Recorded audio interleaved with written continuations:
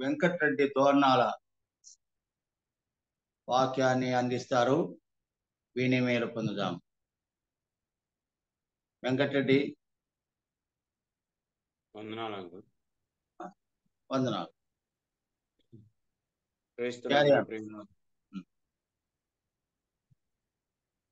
క్రీస్తునందు ప్రియులారా, ప్రభునామమున అందరికీ హృదయపూర్వకమైన వందనాలు.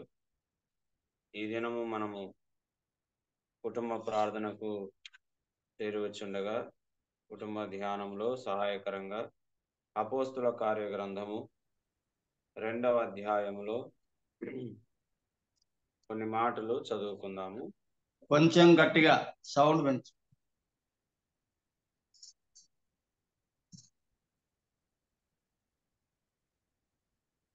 అపోస్తుల కార్య గ్రంథములు 2వ అధ్యాయము 14వ వచనం నుండి చదువుకుందాము. అయితే పేతురు ఆ 11తో కూడా లేచి నిలిచి బిగ్గరగా వారితో ఇట్లనెను, యూదయ మనుషులారా, యెరూషలేములో కాపురమున్న సమస్త జనులారా, ఇది మీకు తెలియనుగాక. చెవియొగ్గి నా మాటలు వినుడి. మీరు ఊహించినట్టు వీరు మత్తులు కారు. పొద్దుపొడిచి జామైనా కాలేదు. యావేలు ప్రవక్త ద్వారా చెప్పబడిన సంగతి ఇదే. అదేమనగా, అంత్య దినములందు నేను మనుషులందరి మీద నా ఆత్మను కుమ్మరించెదను. మీ కుమారులను మీ కుమార్తెలను ప్రవచించెదరు. మీ యవ్వనులకు దర్శనములు కలుగును. మీ వృద్ధులు కలలు కందురు. ఆ దినములలో నా దాసుల మీదను నా దాసురాండ్ర మీదను నా ఆత్మను కుమ్మరించెదను. కనుక వారు ప్రవచించెదరు. పైన ఆకాశమందు మహత్కార్యములను, క్రింద భూమి మీద సూచక్రియలను, రక్తమును, అగ్ని, పొగ, ఆవిరి కలగజేసేదను. ప్రభు ప్రత్యక్షమగు ఆ మహాదినము రాకమునుపు సూర్యుడు చీకటిగాను చంద్రుడు రక్తముగాను మారును. అప్పుడు ప్రభు నామమును బట్టి ప్రార్థన చేయి వారందరూ రక్షణ పొందుదురు అని దేవుడు చెప్పుచున్నాడు. ఇశ్రాయేలు వారలారా, ఈ మాటలు వినుడి. దేవుడు నజరేయుడగు యేసు చేత అద్భుతములను మహత్కార్యములను సూచక్రియలను మీ మధ్యను చేయించి ఆయనను తన వలన మెప్పు పొందిన వానిగా మీకు కనపరచను. ఇది మీరే ఎరుగుదురు. దేవుడు నిశ్చయించిన సంకల్పమును ఆయన భవిష్యత్తు జ్ఞానమును అనుసరించి అప్పగింపబడిన ఈయనను మీరు దుష్టుల చేత సిలువ వేయించి చంపితిరి. మరణము ఆయన్ను బంధించి ఉంచుట అసాధ్యం. కనుక దేవుడు మరణ వేదనలు తొలగించి ఆయనను లేపెను. అలాగే ప్రియులారా, మరి ఈ 32వ వచనం చదువుకుందాం. ఈ యేసును దేవుడు లేపెను, దీనికి మేమందరము సాక్షులము. అలాగే 36వ వచనం, మీరు సిలువ వేసిన ఈ యేసునే దేవుడు ప్రభువుగాను క్రీస్తుగాను నియమించెను. అలాగే 3వ అధ్యాయము 15వ వచనం, మీరు జీవాధిపతిని చంపితిరి, గాని దేవుడు ఆయనను మృతులలో నుండి లేపెను, అందుకు మేము సాక్షులము. అలాగే 26వ వచనము, అపోస్తుల కార్యగ్రంథము 3వ అధ్యాయం 26వ వచనం, దేవుడు తన సేవకుని పుట్టించి మీలో ప్రతి వానిని వాని దుష్టత్వం నుండి మళ్లించుట వలన మిమ్మల్ని ఆశీర్వదించుటకు ఆయనను మొదట మీ వద్దకు పంపెనని చెప్పాను. అలాగే 12వ వచనము, మరి ఎవని వలన రక్షణ కలగదు, ఈ నామం వలనే మనం రక్షణ పొందవలేను. గాని ఆకాశము క్రింద మనుషులలో ఇయ్యబడిన మరి ఏ నామమున రక్షణ పొందలేము అనెను. అలాగే 4వ అధ్యాయము 19వ వచనం, అందుకు పేతురు యోహానును వారిని చూసి, దేవుని మాట వినుట కంటే మీ మాట వినుట దేవుని దృష్టికి న్యాయమా? మీరే చెప్పుడి.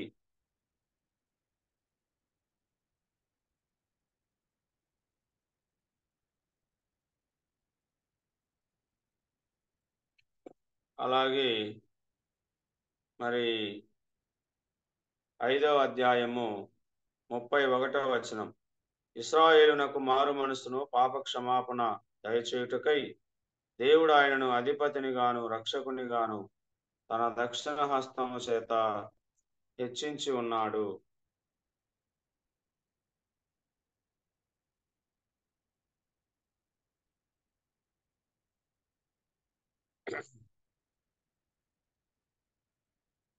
ప్రభునందు ప్రియులారా, ఈ మాటలు మనము ఉదయకాలము దేవుని వాక్యములో మనం చదువుకొని ఉండగా ఇందులో పలుమారులు మరి ఒక మాట మనకు కనపడుతూ ఉంది. మనమందరము ఎరిగిన మాట. ఇందులో మనం గమనించినట్లయితే యేసుక్రీస్తు యొక్క మరి మరణము, ఆయన పునరుద్ధానము మనకు కనపడతా ఉంది. యేసుక్రీస్తు యొక్క మరణము, ఆయన పునరుద్ధానం. అపోస్తలులు యేసుక్రీస్తును మరణమును గురించి, ఆయన పునరుద్ధానమును గురించి బహు బలముగా ధైర్యముగా సాక్ష్యం ఇచ్చారు అని మనము లేఖనాలలో చూస్తూ ఉన్నాం. ఒక మాట చదువుకుందాము. 4వ అధ్యాయము 33వ వచనం. ఇదియుగాక అపోస్తలులు బహు బలముగా ప్రభు అయిన యేసు పునరుద్ధానమును గూర్చి సాక్ష్యమిచ్చిరి. దైవ కృప అందరి యందు అధికముగా ఉండెను. ఒక చక్కని మాట మనం చదువుకున్నాం. యేసు క్రీస్తు యొక్క మరణము, పునరుద్ధానం. అపోస్తల కార్య గ్రంథం అంతటిలో మనము 2 భాగాలు చేసినట్లయితే, ఒక భాగములో పేతురు పరిచర్య ఉన్నది, మరొక భాగములో పౌలు యొక్క సువార్త పరిచర్య ఉన్నది. 11వ అధ్యాయము చివరిలో పేతురు తన పరిచర్యను గురించి మరి అక్కడ దేవుడు ఆయనకు అప్పగించిన పనిని చూసినప్పుడు పేతురును యూదులకు రక్షణ కొరకై యూదుల వద్దకు సువార్త ప్రకటించుట కొరకు దేవుడు మరి ఏర్పాటు చేసుకున్నట్లుగా మనం చూస్తున్నాం. పౌలును అన్యజనులకు సువార్త ప్రకటించుట కొరకై దేవుడు ప్రత్యేకించినట్లుగా మనం చూస్తున్నాం. అయితే పౌలు మొదట యూదుల దగ్గరికే వెళ్ళాడు, కానీ వారు ఆయన అంగీకరించలేదు. కనుక మీ నాశనం విషయమై మీరే ఉత్తరవాదులు, ఇక నేను అన్యజనుల వద్దకు పోవుదునని పౌలు ఎంతో దుఃఖముతో చెప్పి అక్కడి నుంచి మరి అన్యుల దగ్గరికి, అనగా విగ్రహారాధికుల దగ్గరికి, దేవుని ఎరగని జనం దగ్గరికి వెళ్ళి సువార్త ప్రకటించినట్లుగా మనం పౌలు ఇచ్చిన సాక్ష్యంలో మనం గమనిస్తాం.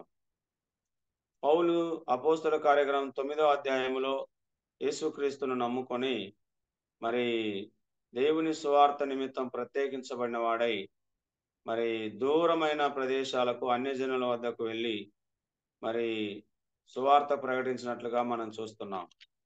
అయితే పేతురును దేవుడు పిలిచినప్పుడు ఒకసారి దర్శనంలో మరి పేతురును దేవుడు దర్శించినప్పుడు, పేతురు నువ్వు లేచి చంపుకొని తినుమని ఒక శబ్దము నాతో చెప్పుట వింటిని అనే మాటను 11వ అధ్యాయము 7వ వచనంలో మనం చూస్తున్నాం. అంటే పేతురు కలిగిన దర్శనంలో ఆకాశం నుండి ఒక పాత్ర అతని వద్దకు దిగింది. అతడు తేరి చూసి పరీక్షించగా భూమి యందున్న చతుష్పాద జంతువులు, అడవి మృగములు, ప్రాకిడి పురుగులు, ఆకాశ పక్షులు కనపడ్డాయి. అయితే పేతురు అంటాడు, వద్దు ప్రభువా, నిషిద్ధమైనది అపవిత్రమైనది నేను ఏది నా నోట ఎన్నడూ పడలేదని చెప్పగా, రెండవ మారు కూడా దేవుడు పవిత్రము చేసిన దాన్ని నువ్వు నిషిద్ధమైనదని ఎంచవద్దని దేవుడు ఉత్తరం ఇస్తాడు. అలాగ ముమ్మారు జరుగుతుంది. అదంతయు మరి ఆకాశం వరకు తిరిగి తీసుకొని పోబడుతుంది. అంటే పేతురును కొర్నేలి వద్దకు మరి నడిపించాడు. కొర్నేలి ఒక అన్యుడు యేసుక్రీస్తును నమ్ముకున్నాడు. ఇక్కడ మనం గమనించినప్పుడు ఆత్మ నీవు భేదమేమి చేయక వారితో కూడా వెళ్ళుమని నాకు సెలవిచ్చెను. కైసరయ వద్దకు మరి మరి పంపబడిన కైసరయ నుండి పంపబడిన మనుషులు వచ్చినప్పుడు ఇలా అలా సంగతి జరిగినట్లుగా మనం వాక్యంలో చూస్తున్నాం. అయితే ఎప్పేకు మనుషులను పంపి మరి పేతురు అను మారు పేరు గల సీమోను పిలిపించుము, నీవును నీ ఇంటి వారందరూ ఏ మాటలో రక్షణ పొందుదురో ఆ మాటలు అతడు నీతో చెప్పునని తన ఇంట నిలిచి తనతో చెప్పిన ఒక దేవదూత చూసిన సంగతి మాకు తెలిపెను. ఇక్కడ మనం గమనించినప్పుడు మరి పేతురు యొక్క పరిచర్య మనం చూస్తే ఆ యూదుల మధ్య దేవుని సువార్తను ప్రకటించినట్లుగా మనం చూస్తున్నాం. పౌలు కూడా ఒకసారి సాక్ష్యం ఇస్తూ అంటాడు, యూదులకు రక్షణ కలుగజేయుటకు పేతురుకు ఎలాగూ సామర్థ్యం ఇచ్చినో అన్యజనులకు కూడా రక్షణ కలుగజేయుటకు దేవుడు నాకు సువార్త ప్రకటించుటకు ఆ అన్యజనులకు సువార్త ప్రకటించుటకు నాకును సామర్థ్యం ఇచ్చాడని పౌలు సాక్ష్యం ఇస్తాడు. సరే, ఇక్కడ పేతురు చెప్పిన మాటల్లో మనం గమనించినప్పుడు సువార్తలో మరి పౌలు యొక్క సువార్తలో కూడా ఎక్కడ మరి విగ్రహాలను గురించి వారు ప్రస్తావించినట్లుగా రాయబడలేదు. వారి యొక్క సువార్త ప్రకటనలో రాయబడిన మాటలు మనం మొదట చదువుకొని ఉన్నాము. ప్రతి మాటలో కూడా యేసు ప్రభు యొక్క మరణము పునరుద్ధానమును గురించి వారు సాక్ష్యం ఇచ్చినట్లుగా మనం చూస్తున్నాం. మరి క్రైస్తవ విశ్వాసానికి ఈ రెండు మాటలు ఒక రథానికి చక్రాలు ఎలాగో లేదా ఒక బండికి రెండు చక్రాలు ఉన్నట్లుగా మరి ఇక్కడ కూడా యేసు ప్రభు యొక్క మరణము పునరుద్ధానము ఈ రెండు చక్రాలు క్రైస్తవ విశ్వాసానికి ఒక పునాది రాళ్ల వంటివి అని మనం చూస్తున్నాం. అంటే యేసు ప్రభు మరణించకుండా మానవుడికి పాప క్షమాపణ లేదు. యేసు ప్రభు తిరిగి లేవకుంటే మానవునికి నిత్య జీవము లేదు. కనుక మానవునికి కావలసింది పాప క్షమాపణ, అలాగే నిత్య జీవము. ఈ రెండు విషయాలు అపోస్తులు ఆదిమ సంఘంలో ప్రకటించినట్లుగా యేసు ప్రభు యొక్క మరణమును గురించి ఆయన పునరుద్ధానమును గురించి ఎక్కువగా సాక్ష్యం ఇచ్చినట్లుగా మనం చూస్తున్నాం. కనుక పేతురు ప్రసంగించగా దాదాపుగా మొదటి ప్రసంగంలో మరి 3,000 మంది రక్షించబడ్డారు. పేతురు ప్రసంగములో యేసు క్రీస్తుని లేఖనాలను ఎత్తి పాత నిబంధనలో మరి మెషయా గురించి రాయబడిన మాటలు క్రొత్త నిబంధనలో యేసుక్రీస్తులో నెరవేరినావని పేతురు పాత నిబంధన లేఖనములను ఎత్తి క్రీస్తు ప్రభువుని గురించి రాయబడిన ప్రవచనాలు మరి యేసులో నెరవేరినాయి అని ఆయన యేసు క్రీస్తుని ప్రకటించినప్పుడు మరి అనేకులు వారు హృదయంలో పొడవబడి హృదయంలో నొచ్చుకొని ఆత్మ వారిని ప్రేరేపించగా వారు మారు మనసు పొంది పాపక్షమాపణ పొంది యేసుక్రీస్తు నామంలో బాప్తీసం తీసుకొని సంఘములో చేర్చబడినట్లుగా మనం లేఖనంలో చూస్తున్నాం. కనుక పేతురు మరి ప్రసంగంలో మనం చూసినట్లయితే యేసు క్రీస్తు మరి ఆయన రక్షకుడు అని, ఆయన జీవాధిపతి అని, ఆయన మృతులోని లేచిన వాడని, ఆయన మరణమును గెలిచిన వాడని ఆయన ప్రకటించినట్లుగా మనం లేఖనాల్లో గమనిస్తూ ఉన్నాం.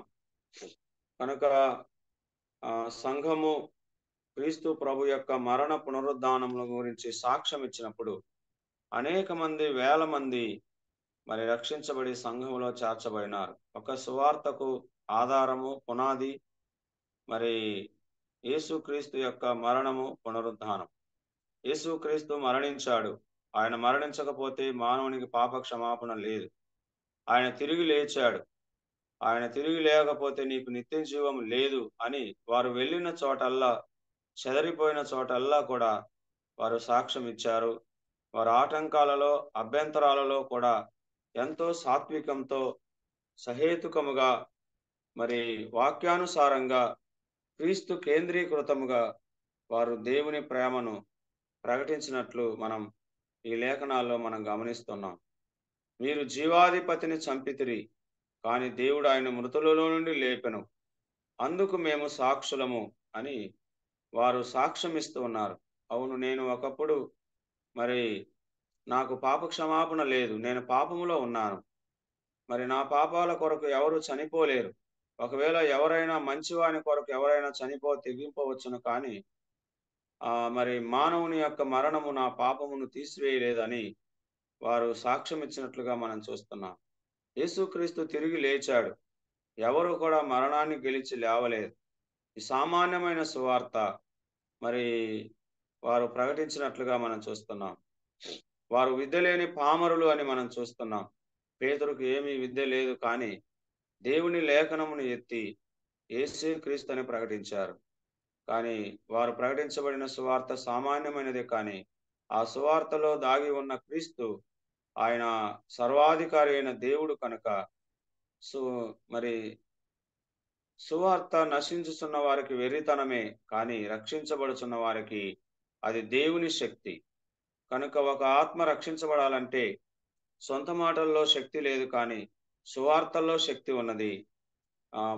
పౌలు చెప్పినట్లుగా సువార్త సిగ్గుపడకుండా, పౌలు సువార్తలో సిగ్గుపడకుండా ప్రకటించాడు, భయం లేకుండా ప్రకటించాడు, ధైర్యంగా ప్రకటించినట్లుగా మనం రోమాపత్రికలో మనం చూస్తున్నాం. సువార్త ప్రకటించడానికి నేను సిగ్గుపడను వాడు కాను, ఎందుకనగా నమ్ము ప్రతివానికి రక్షణ కలగజేయుటకు అది దేవుని శక్తి అని పౌలు గుర్తించాడు. కనుక సువార్తలో శక్తి ఉంది. కనుక సువార్త ప్రకటించే వారి చుట్టూ దేవుని శక్తి ఆవరిస్తుంది. కనుక మీకు సువార్తను ప్రకటించడానికి నేను సిద్ధముగా ఉన్నాను, నా వలనైనంత మట్టుకు అని పౌలు మరి అన్ని జనుల మధ్య సువార్త ప్రకటించినట్లుగా మనం రోమాపత్రికలో 1వ అధ్యాయంలో చూస్తున్నాం. సువార్త ప్రకటిస్తున్నప్పుడు అందులో శక్తి ఉంది. సువార్త కొరకు ప్రార్థన చేస్తూ ఉన్న సమూహం వలన దేవుడు ఆ సువార్త ప్రకటించే వారికి అవసరమైన సహాయము, ఆ సమయంలో ఏ విషయాలు మాట్లాడాలో దేవుడే ఆత్మ చేత సహాయం చేసే వ్యక్తిగా, ఆయన పరిశుద్ధాత్మ వ్యక్తి, శక్తినిచ్చే వ్యక్తి వారికి తోడుగా ఉన్నట్లు మనం లేఖనాల్లో చూస్తున్నాం. జ్ఞానులకు, మూఢులకు కూడా సువార్త ప్రకటించినట్లుగా పౌలు సాక్ష్యం ఇచ్చాడు. నేను గ్రీసు దేశస్థులకును, గ్రీసు దేశస్థులు కాని వారికి, జ్ఞానులకును మూఢులకును నేను రుణస్థుడను. కనుక మూఢులకును కూడా సాత్వికంతో, వినయముతో, దైవ జ్ఞానముతో, దైవ భయముతో పౌలు బ్రతిమాలుకుంటూ మరి సువార్త ప్రకటించినట్లుగా మనం చూస్తున్నాం. సువార్త ప్రకటించటకు నేను సిద్ధముగా ఉన్నాను అని 15వ వచనంలో సాక్ష్యం ఇస్తున్నాడు.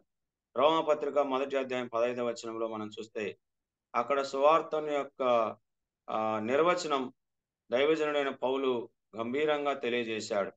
నమ్ము ప్రతివానికి రక్షణ కలుగజేయుటకు అది దేవుని శక్తి అయి ఉన్నది. మరి కొరింథీ పత్రికలో మనం 10వ వచనంలో మనం చూస్తే అక్కడ అది రక్షించబడుచున్న వారికి దేవుని శక్తి అని రాయబడి ఉన్నది. మరి నశించుతున్న వారికైతే అది వెర్రితనము, కానీ రక్షించబడుతున్న వారికి అది దేవుని శక్తి, జ్ఞానము అని అక్కడ మనం 1 కొరింథీయులకు రాసిన పత్రికలో మనం గమనిస్తున్నాం. కనుక రక్షణ కలగజేయు వారికి అది దేవుని శక్తి. కనుక సువార్తలో దేవుని శక్తి ఉన్నది, రక్షించుటకు శక్తి ఉన్నది. కనుక విశ్వాసము, మరి సువార్తలో విశ్వాసము కలుగుతుంది. వినుట వలన, క్రీస్తుని గురించిన మాట వలన దేవుడు విశ్వాసము కలిగించి, ఒక వ్యక్తికి పాప క్షమాపణ కలిగించి అతనికి ఆత్మరక్షణ కలగజేయు దేవుడు మరి యేసుక్రీస్తుని, ఆయన మృతులలో నుండి లేచిన వాడని మనం గమనిస్తున్నాం.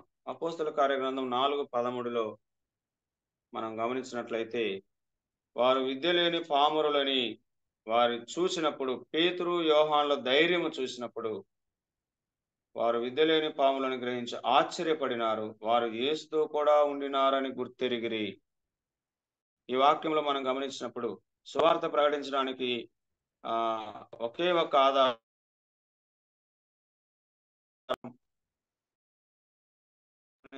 ఉండిన వారని, వారు ప్రభు పాదాల చెంత ప్రార్థించి వారు యేసు ప్రభుతో సహవాసము చేసి యేసు ప్రభు యొక్క ఆయన మరి సహాయము చేత, ఆయన యొక్క వాగ్దానము చేత యేసు ప్రభు చెప్పాడు, మీరు సర్వలోకానికి వెళ్ళి సర్వ సృష్టికి సువార్తను ప్రకటించుడి.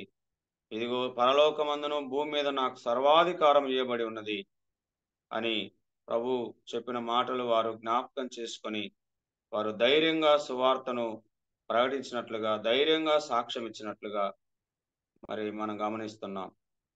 12వ వచనంలో మనం గమనిస్తే ఈ నామమునే మనము రక్షణ పొందవలేను అనే మాట మనం చూస్తున్నాం. ఆకాశము కింద మనుషులలో ఇవ్వబడిన మరి ఏ నామమున రక్షణ పొందలేము. కనుక యేసు క్రీస్తు అని నీ నోటితో ఒప్పుకొని దేవుడు ఆయన మృతుల్లో నుండి లేపనని నీ హృదయమందు విశ్వసించిన ఎడల నువ్వు రక్షించబడదు అని మరి యోహాను సువార్త 5:24లో మనం చూస్తున్నాం. కనుక ఆ ప్రభు నామంలో రక్షణ ఉందని వారు ధైర్యంగా ప్రకటించారు. 10వ వచనంలో కూడా చూస్తే ఇశ్రాయేలు ప్రజలందరూ తెలుసుకోవలసినది ఏమనగా, మీరు సిలువ వేసినట్టు మృతులలో నుండి దేవుడు లేపినట్టు నజరేయుడైన యేసు క్రీస్తు నామమునే వీడు స్వస్థత పొంది మీ ఎదుట నిలుచున్నాడు. పేతురు పరిచర్యలో మనం గమనిస్తే ఒక కుంటివాడు మరి స్వస్థత పొందినట్లుగా మనం గమనిస్తున్నాం. అయితే అందులో కూడా మరి పేతురు ప్రభువును గురించి మాట్లాడుతున్నప్పుడు మృతులలో నుండి లేచిన యేసుక్రీస్తు ఇతనికి జీవం ఇచ్చాడు, ఇతనికి బలమునిచ్చాడు. కనుక ఈ మృతులలో నుండి యేసుక్రీస్తును లేచిన యేసుక్రీస్తును నమ్ముకోవడం ద్వారా మరి జీవం ఉంది, శక్తి ఉంది, బలం ఉంది, రక్షణ ఉంది, పాప క్షమాపణ ఉంది, నిత్య జీవం ఉంది అని ప్రకటించినప్పుడు కొందరైతే మరి వ్యతిరేకించారు. అయితే ఈ ఈ యొక్క మీరు ఎంత మాత్రమును యేసు నామమును బట్టి ఏ మాత్రమును మాట్లాడకూడదు, బోధింపకూడదని వారికి ఆజ్ఞాపించిరి. అయితే అక్కడ పేతురు ఎంతో సాత్వికంతో, అందుకు పేతురు యోహానులు వారిని చూసి, దేవుని మాట వినుట కంటే మీ మాట వినుట దేవుని దృష్టికి న్యాయమా, మీరే చెప్పుడి అని వారితో ఎంతో సాత్వికంతో వినయంతో మాట్లాడుతున్నారు. ఇది దేవుని మాట, మా మాటలు కాదు, దేవుడు మమ్మల్ని చెప్పమని చెప్పాడు, అందువలన మేము వచ్చాం. అయితే ఇప్పుడు మేము ఆయన పని, ఆయన పేరట మేము వచ్చాము కనుక మేము వెళ్ళిపోతున్నాము. ఇక మీ నాశనం విషయం మీరే ఉత్తరవాదులని, మేము దేవుని మాట వినుట కంటే మీ మాట వినుట దేవుని దృష్టికి న్యాయమా, మీరే చెప్పుడి, మేము కన్న వాటిని విన్న వాటిని చెప్పక ఉండలేమని వారికి ప్రత్యుత్తరం ఇచ్చిరి. ప్రజలందరూ జరిగిన దాని గురించి దేవుని మహిమపరచుండిరి గనుక ఆ సభవారు ప్రజలకు భయపడి వీరిని శిక్షించు విధమేమీ కనుగొనలేక వీరిని గట్టిగా బెదిరించి విడుదల చేసిరి అనే మాట చూస్తున్నాం. కనుక సువార్తలో మరి వ్యతిరేకతలు అలాగే బెదిరింపులు కూడా ఉన్నాయి. అయితే వారు అక్కడ నుంచి మౌనముగా మరి సాత్వికంగా వెనుదిరిగినట్లుగా మనం లేఖనంలో చూస్తూ ఉన్నాం. మరి పౌలు కూడా అంటాడు, నా సువార్త ప్రకారం దావీదు సంతానంలో పుట్టి మృతులలో నుండి లేచిన యేసుక్రీస్తుని జ్ఞాపకం చేసుకొనుము అని తిమోతితో మాట్లాడుతున్నాడు.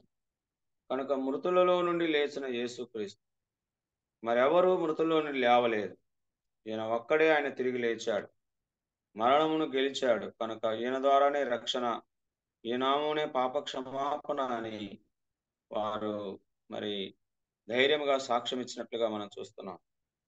మరి 4వ అధ్యాయంలో 20వ వచనంలో మనం గమనించినప్పుడు ఆ మాటలు అక్కడ రాయబడి ఉన్నాయి.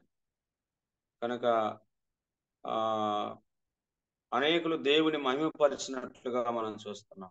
అనేకులు యేసుక్రీస్తును అంగీకరించారు. మరి కొందరైతే వ్యతిరేకించారు, కొందరు బెదిరించారు. పౌలు సువార్త ప్రకటించినప్పుడు కూడా కొందరైతే అంగీకరించారు, కొందరు మేము తర్వాత వింటామన్నారు. కొందరైతే మరి ఆ ఇతడు దయ్యముల బోధ చేయుచున్నాడని వ్యతిరేకించినట్లుగా మనం చూస్తున్నాం. కానీ ఏది ఏమైనప్పటికీ మరి ప్రభు అయిన యేసు కృపచేత మరి అనేకులు రక్షించబడి సంఘములో చేర్చబడినట్లుగా మనం లేఖనంలో గమనిస్తూ ఉన్నాం.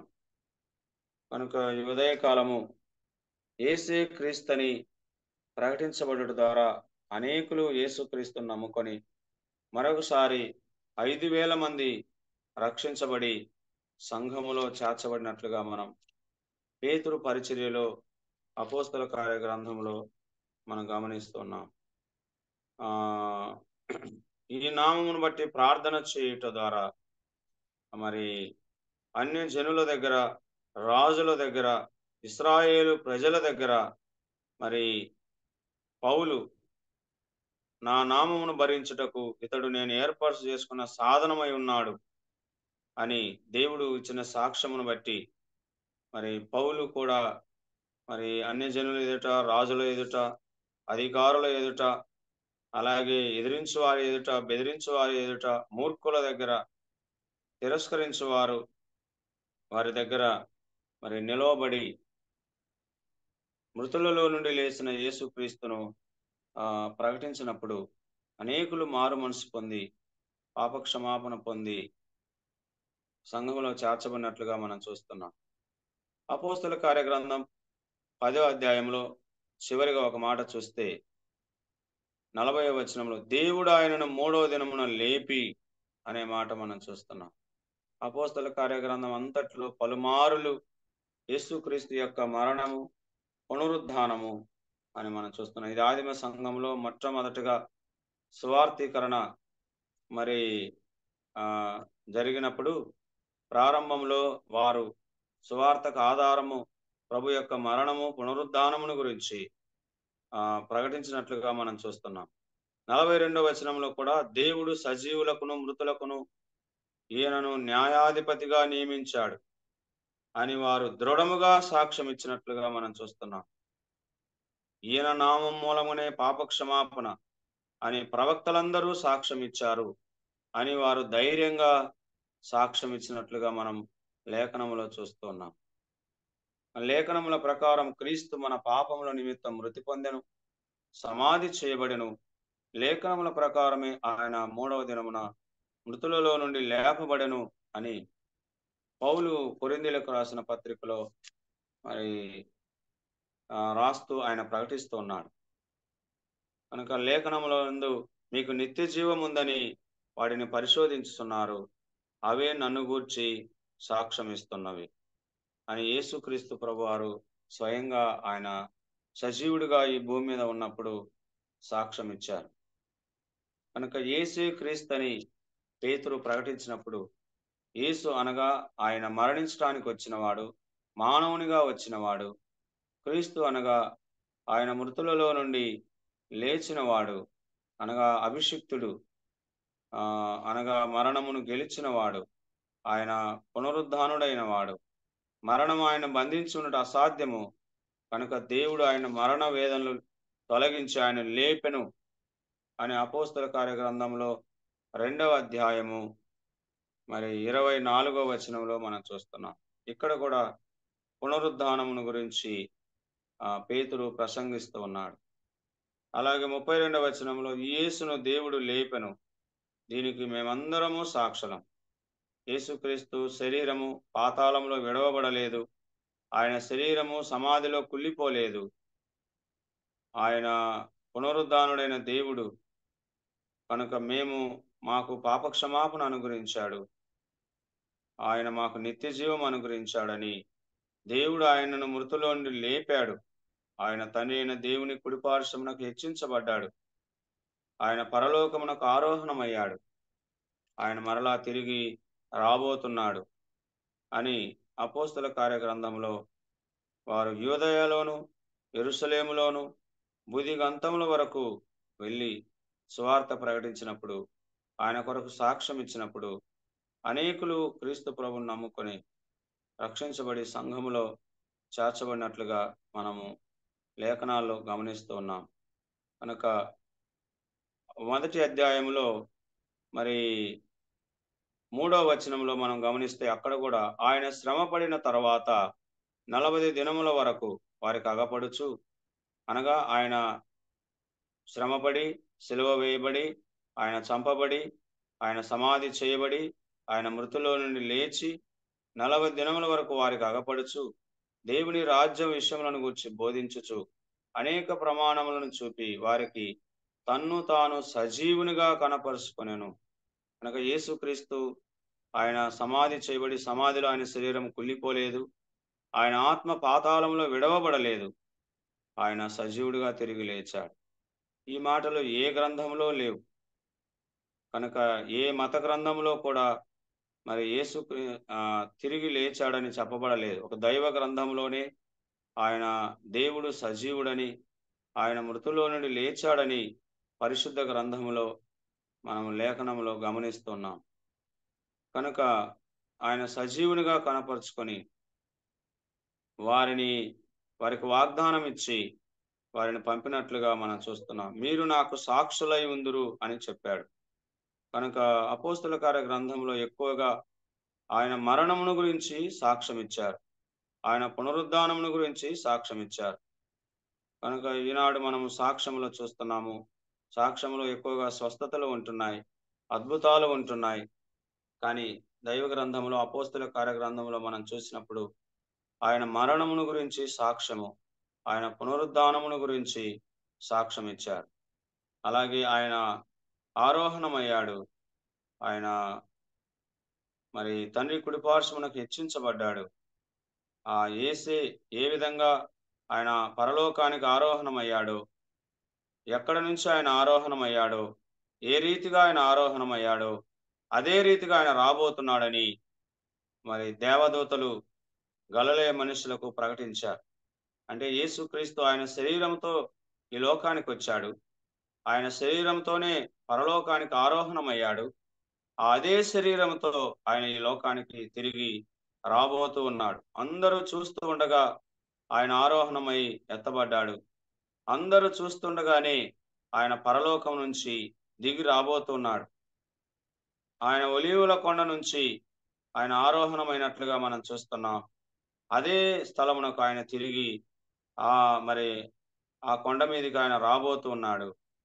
ఆయన యేసుక్రీస్తు ఆయన మరలా రాబోతున్నాడని వారు ప్రకటించినప్పుడు మరి అనేకులు యేసుక్రీస్తును నమ్ముకొని సంఘములో చేర్చబడినట్లుగా మనం లేఖనంలో గమనిస్తున్నాం.